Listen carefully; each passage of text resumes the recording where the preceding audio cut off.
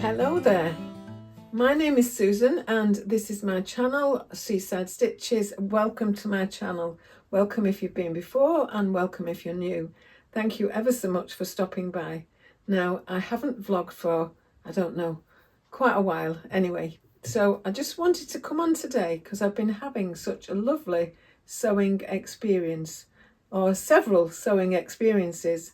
And it isn't that I've got things I can show you here and there. It's just what I've been up to and how lovely that's been for me. So if that sounds like something you're interested in, all sewing related, then please stay with me. Okay, I just have to check the camera, just something that I do. Okay, so I just want to do a quick video really because it's 20 to 4 in the afternoon and I've had such a lovely day, but I wanted to get on now and just speak to you quickly before it becomes dark, because it is November. We are past the middle of November and I still have not started any of my gifts to November. So if you are interested in doing gifts, it is hashtag AGTN, a gift to November 25. And if you just put that in YouTube, you'll get lots of lovely videos sharing all the ideas for gifts, but also the details for the challenge. Anyway, okay, so this morning I was sat here and I had booked in to do a Zoom with the lovely Sam from Sew Let's Sparkle with Sam. So I think it is called Sparkly Sew or something like that. I'll get that right afterwards. Or Sew Sparkle. So I'm thinking it's Sew Sparkle. And this is the first one I'd done with Sam and her Monday group, and I really enjoyed it. It was so lovely. I didn't have my camera on. As I connected to it this morning, I think I switched a thing that said not to let them access my camera, and every time I tried to try override that manually, then I couldn't access I couldn't access my camera. They could hear me and she knew when I was talking, and it was just a lovely morning. And I was just sewing up bits of hand sewing and doing, I'm sewing some hems. I've got into a little pinafore rabbit hole and I've got 3 on the go. And I was just doing one that had been a whip from, I don't know, 3 years, maybe more ago. That I had 4 meters of fabric that had been originally from IKEA, and it was a 2014 print of some like curtaining really. And I had started that. I'll just show you that bit. So I'd got so far with this and it was massive on me. It's the see, I wasn't going to do a vlog, so now I'm not all prepared. Astrid dress from Tessuti Patterns, and you do it this length, but then you add a frill on the bottom that's almost just the length of that again, and you pleat it, and because it's in such heavy fabric, I didn't think that would be for me, so I just did a test on what the fit was like, just doing it this big.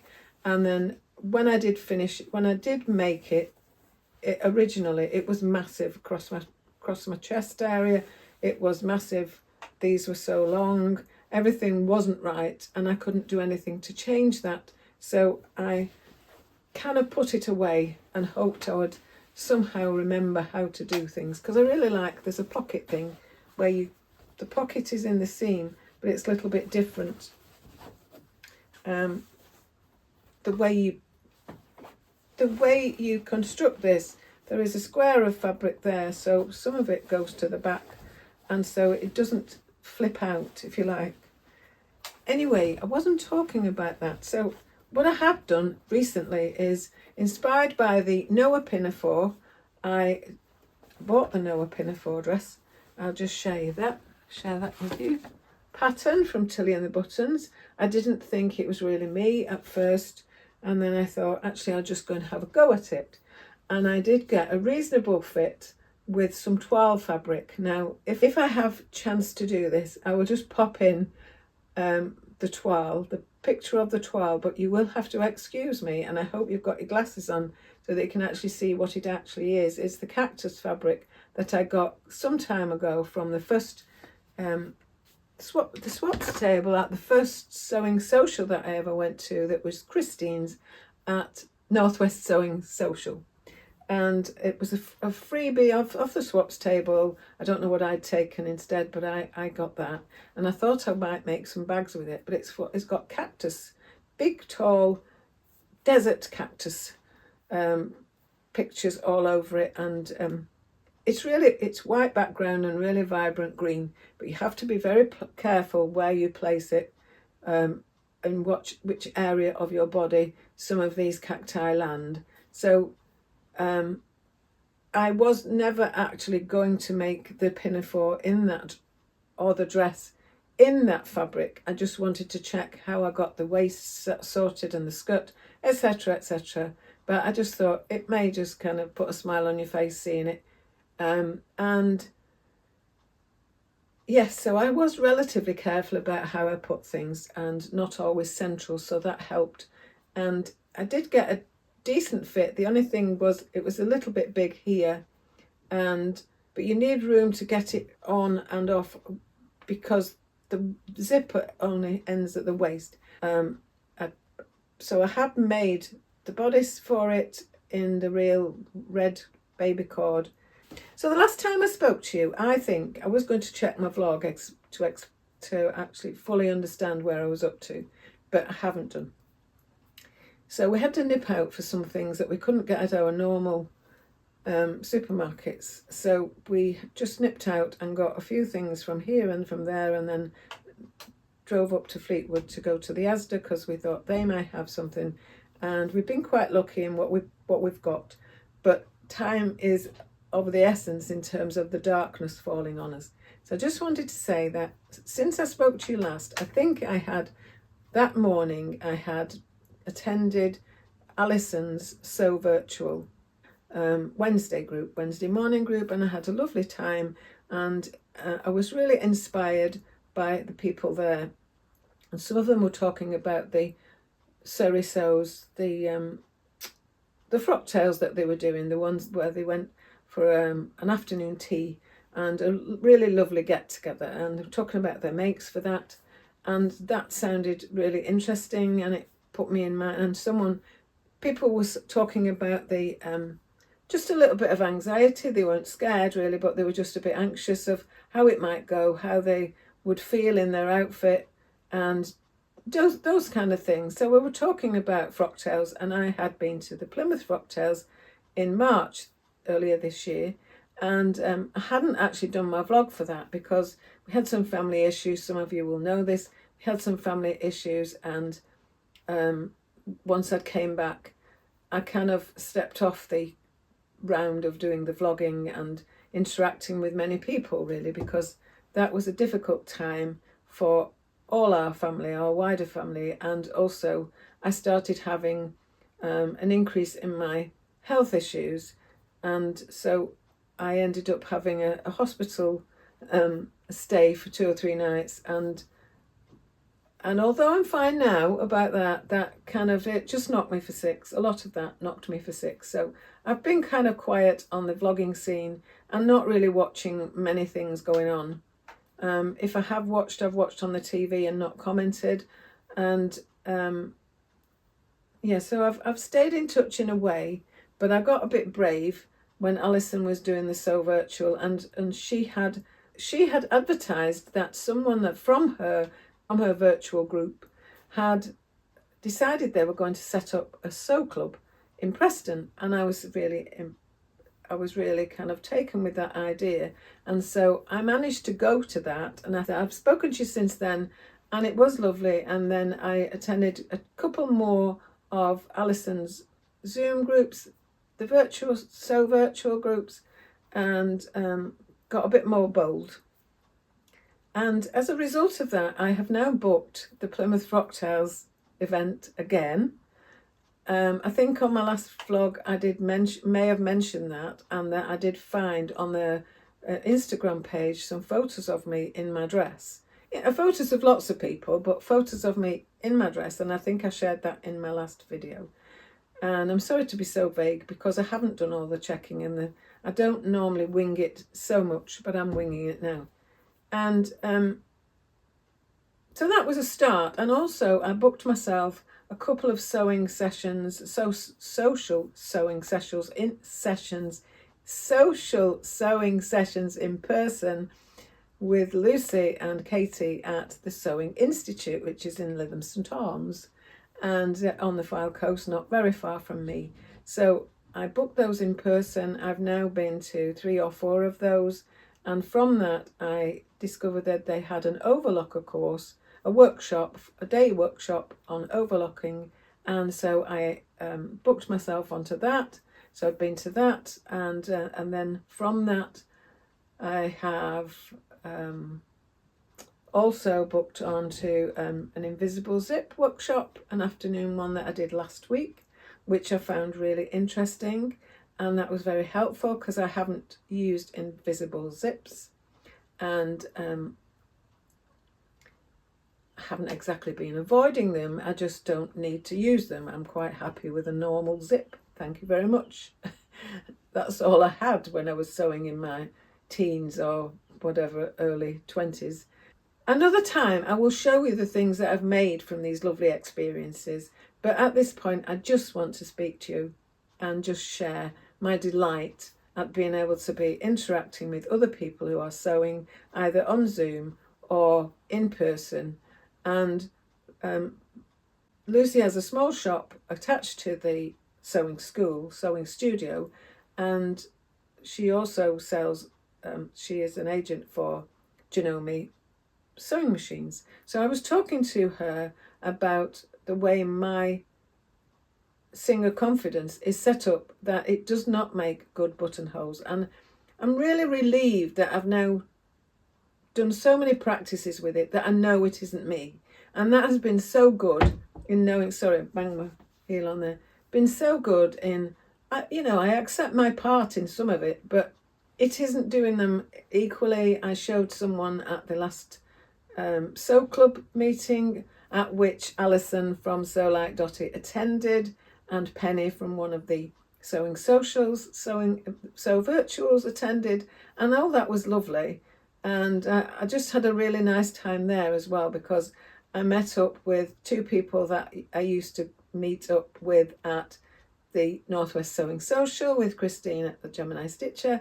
So that was Christine, a different Christine, and Denise that I knew from that social. And also I had already met Pam, who used to work in Fabrics at Fleetwood, and I'd already met Pam on the first session, and that I knew, who used to work at Fabrics at Fleetwood, and she was there again. So I had someone else that I kind of knew then. And then also there was someone called Pauline, who I'd also met at the Northwest Sewing Social. And the first month that I'd been, Vanessa, who is So Lulu Rask, I think that's what her name is on Instagram. I'd met her again because I'd met her at the Northwest Sewing Social. So my connection with people has grown again, having been a bit reclusive from March onwards, really. So that's part of my delight, really, that I am now. And also I'd watched Sam from Sew Let Sparkle with Sam. I watched her recent video where she went to a sewing day that had been organised by the winners of the Sewing Bee and people who had taken part in the latest Sewing Bee. And she was so pleased with all that. It was so nice to be alongside her in that. And also, I hadn't been aware that she'd set up on her own now, running her own sewing studio, sewing sessions and running socials, and also a website so that you can buy kits and things of her creative, the creative talent she has for demonstrating and for planning things and sharing things. So that's lovely too. So it was nice to have that experience of knowing that about her and how much that must mean to her, and actually meeting her today on Zoom. and as I'd had a wash ready for the Zoom, and even though they didn't see me, I wanted to make sure I used that opportunity of being clean and dressed okay enough to do a vlog. So that's really what I'm trying to say. So since then, I have booked again with Lucy at the Sewing Institute, and I am on Wednesday afternoon. I am going to be doing a piping workshop. So I don't mean like piping, so piping garments, and I really enjoyed the one before. I really enjoyed the one with the invisible zips, and I like the way she, just hang on, I don't know if it's here. So I like the kind of, as they call them in Bryony videos, the little step outs that you do. So she'd come prepared with some calico fabric and a pattern, and she had us cut it out, and it was, I really liked the practical nature of it and the interaction with people, and so that went down well. And also that helps me to have a practical experience that I can draw on when I'm watching other videos, because I want to keep doing that on toiles until I've got a feeling that I can do it okay and it's second nature. So I'm really pleased with that, and I like the way she is generous with her time and only has smallish groups. So I'm going to do this piping workshop, and I do have the Rosa shirt from Tilly and the Buttons, which I've always wanted to make, but her patterns don't necessarily just fit me, never mind first time, but after quite a bit of messing about. So and also I would have, if I was going to make it, I wanted to do it piped, so it would be good to have her remind me of how you do that, have Lucy remind me of how you do that. And also I'm just getting on with these other people who sew, and that's really good too. So I've met some lovely people today, as I say. I've met some lovely people on each of the sewing, the sew virtuals that I've done. I've been in on the Saturday morning one, so that were different people. I won't be doing the evening one because I fade very quickly in the evening. And I just want to share my excitement with you. So what I have been making is, I have another toaster sweater that I will show you in another day. I will show you the pinafore that has been finished, and and style it for you. And then I will also, so I didn't finish my story. I'll come back to that. So Lucy said that I normally take my own sewing machine, but she has a bank of sewing machines that you can book out when you go. And I said I would like to try out their sewing machines and see if they can do a more promising buttonhole. And so we've arranged that for when I go a week on Friday to the normal social. There will be a sewing machine available to me that I can use to do buttonholes and practice all morning or whatever for the part of the 2 hours. And then I can also make a decision about, do I want to buy a different sewing machine that's just really good at buttonholes? I don't want to buy another fancy, my machine is kind of second on the rung of a starter machine. It does so many stitches. I don't use them, many of them. The main thing I love it for, it has 15 needle positions, and it has the needle down option, 15 needle positions, and I love all that for doing bags and moving things aside and everything. But it isn't set right. I've mentioned this before to other people who've watched my vlog. They will know that it isn't set. The 3.5 is right in the middle, but on my machine it is just slightly to the side of the middle of the center mark on my machine foot. And I'm not messing about with that now to work that out. And I had someone service my machine a couple of years ago, and actually it wasn't, he knew how to reassign that middle needle position, but it didn't last long when it did it. And I don't want to be messing about with that machine, because at some point in the relatively near future, when we move, I will be setting up my sewing room quite differently, and I will be concentrating on quite fewer garments, but I want to be making more bags and possibly small quilts. And I might be wanting one with just a slightly longer arm.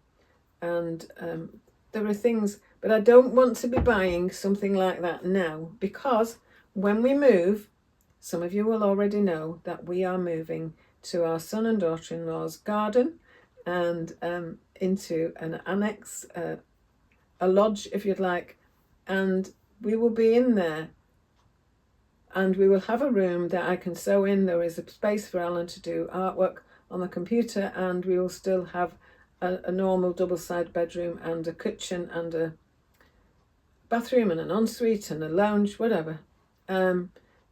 But there will be room for a sewing area. There will be a room for a sewing room. There is a room I can allocate for my sewing, and that is all in the planning of the choice we made on that building, if you like. It's a temporary building.